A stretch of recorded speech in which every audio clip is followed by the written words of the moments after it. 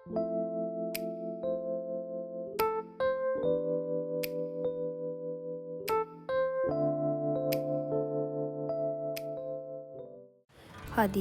අනුරාධපුරේ යන්න තමයි මේ ලෑස්ති වෙන්නේ. ඉතින් මම හිතුවා මේ ගමනට ඔයාලවත් එකතු කරගෙන යන්න.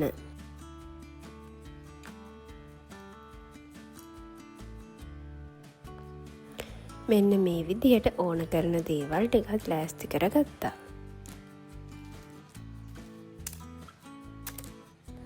පහසු ඇඳුමකුත් ඇඳගෙන අපේ මේ දුර ගමන යන්න ඔන්න ලෑස්ති වුණා.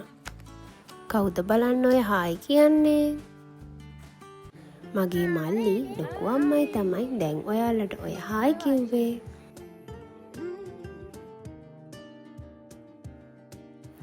ඔන්න ඉතින් අපි ගමන යන්න පිටත් වුණා. වාහනේට නැග්ග ගමන්ම කට්ටිය බර කතාවක. ගමන පටන් ගත්ත ගමන් ඉතින් මොන හරි කන්න ඕනනේ. කවුද බලන්න ඔය ඉන්නේ කියලා? ඔය ඉන්නේ මම. ඊළඟට ඔය ඉන්නේ මගේ අම්මා. බලන්න අපි දෙන්න එක වගේද කියලා. අපි දැන් ඉන්නේ හයිවේ එකේ. දැන් ඉතින් පැය ගානක් දිගටම යන්න තමයි තියෙන්නේ. හයිවේ එකට ආව විතරයි අපේ චණ්ඩියා ඉතින් නිදි. ඉර බැහැලා යද්දි පරිසරය කොච්චර ලස්සනද? මට නම් කොච්චර බලන් හිටියත් ඇති වෙන්නේ නැහැ. ඔයාලටත් එහෙමද?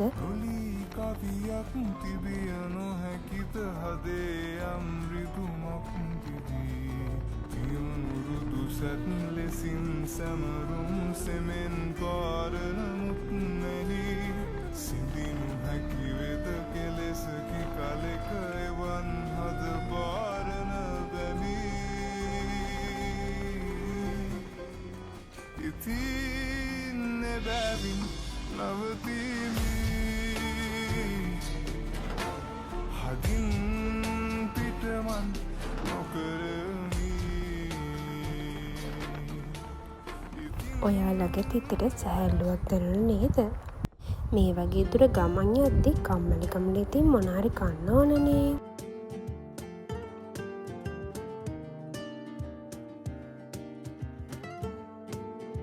අපි අනුරාධපුරයට එද්දි ගොඩක් රෑ වුණා. රෑ ඇවිල්ලා ඉතින් එහෙම නිදාගෙන උදේ ඇහැරිලා තමයි වඳින්න ගියේ.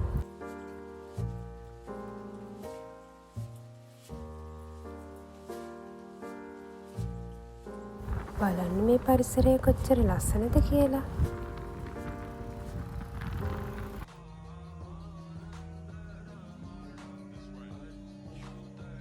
අපිට වඳින්න ඕන දේවලුත් අරගෙන අපි මුලින්ම ගියේ ජයශ්‍රී මහ බෝධියට.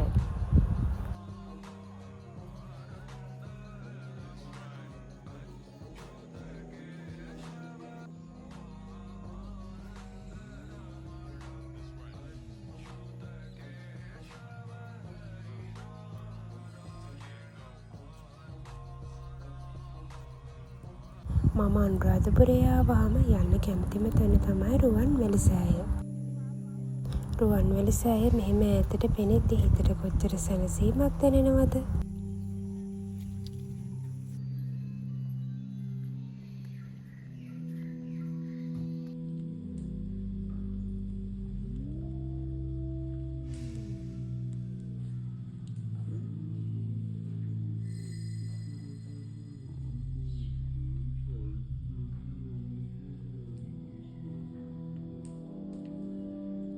අබතෙල් පහනකුත් පත්තු කරලා අපි අනෙක් පහනුත් පත්තු කරා. මේ ලෝකෙ හැමෝගෙම ජීවිත මේ පහන් දැල්ල වගේ ආලෝකමත් වෙන්න කියලා මම ප්‍රාර්ථනා කරනවා. අපි නිතරම අනුරාධපුරේ යනවා. ඒන හැම පාරකම මම රුවන්වැලි සෑය ළඟට යන්නේ පුදුම ආසාවකින්.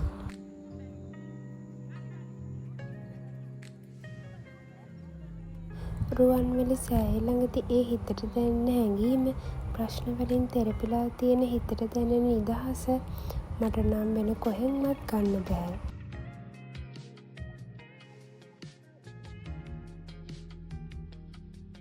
මම නම් ගොඩක්ම කැමති රුවන්වැලි සෑය ළඟට රෑ වෙලා එන්න. මේ පාර අපි හදිස්සියේ අනුරාධපුරේ ආපු නිසා අපට රැයක් අනුරාධපුරේ ඉන්න වෙන්නේ නැහැ. රෑට පරිසරයේ තියෙන සිසිලත් එක්ක රුවන්වැලි සෑය හරිම නිදහස්. හරිම ලස්සනයි. ඔයාලා රෑට රුවන්වැලි සෑය ළඟට ගිහින් නැත්නම් අනිවාර්යයෙන්ම ගිහින් බලන්න.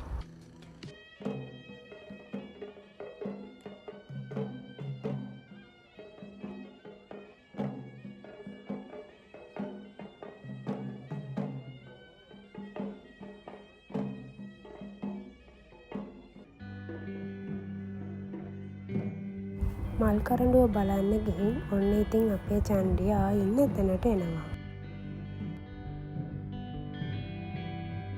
මේ ඉන්නේ මගේ මල්ලි අම්මයි.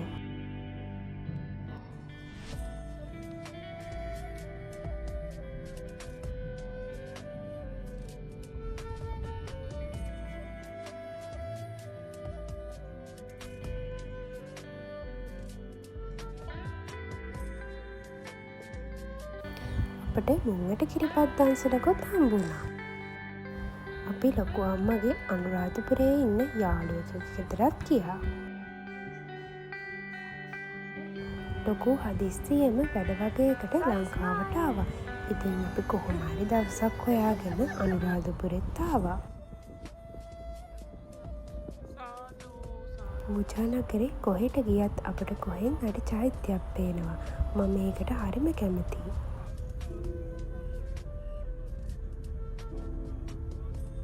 අපි අනුරාධපුරේ ආවම අනිවාර්යෙන්ම ජයශ්‍රී මහ බෝධියටයි රුවන්වැලි සෑයටයි ථූපාරාමයටයි යනවා. ඔන්න අපි ථූපාරාමයට ආවා. ජයශ්‍රී මහ බෝධිය රුවන්වැලි සෑය වගේ ථූපාරාම නම් ගොඩක් සෙනග නැහැ. ඒ නිසා ථූපාරාමෙත් හරිම නිදහස්. මේ වෙද්දි නම් ආව හොඳටම පායලා තිබ්බේ. ඉතින් කකුල් නම් හොඳටම පිච්චුණා. ඔන්න ඔය හේතුව නිසා තමයි මම ඔයගොල්ලන්ට කිව්වේ රෑට සිද්ධස්ථානවලට යන්න කියලා.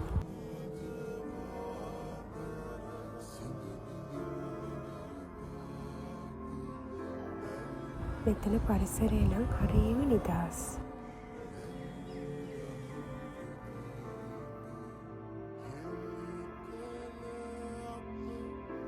ඇත්තටම චෛත්‍යයත් එක්ක ආස පෙනෙද්දි තියෙන්නේ පුදුම ලස්සනක්.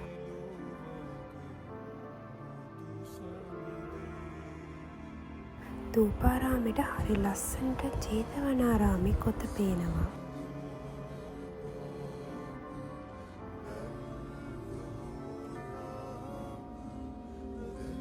අම්මල වඳිනකම් මමයි මල්ලි පහත මළුවට ආවා.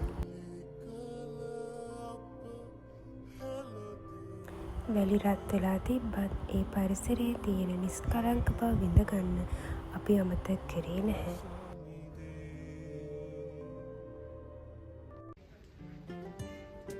දවල් කෑම කාලා අපි අනුරාධපුරේ ඉඳන් එන්න පිටත් වුණා. බලන්න මෙතන පරිසරය කොච්චර ලස්සනද කියලා. අපි ගෙදර යන ගමන් කුරුණෑගල අඟුලිමාල මහ සෑයටත් ගියා.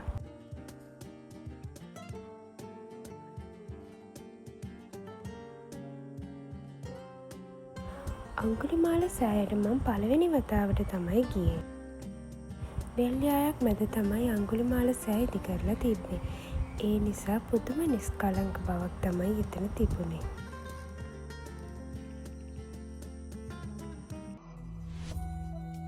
මේ ලෝකෙ ජීවත් වෙන කවුරුත් සර්ව සම්පූර්ණ නැහැ.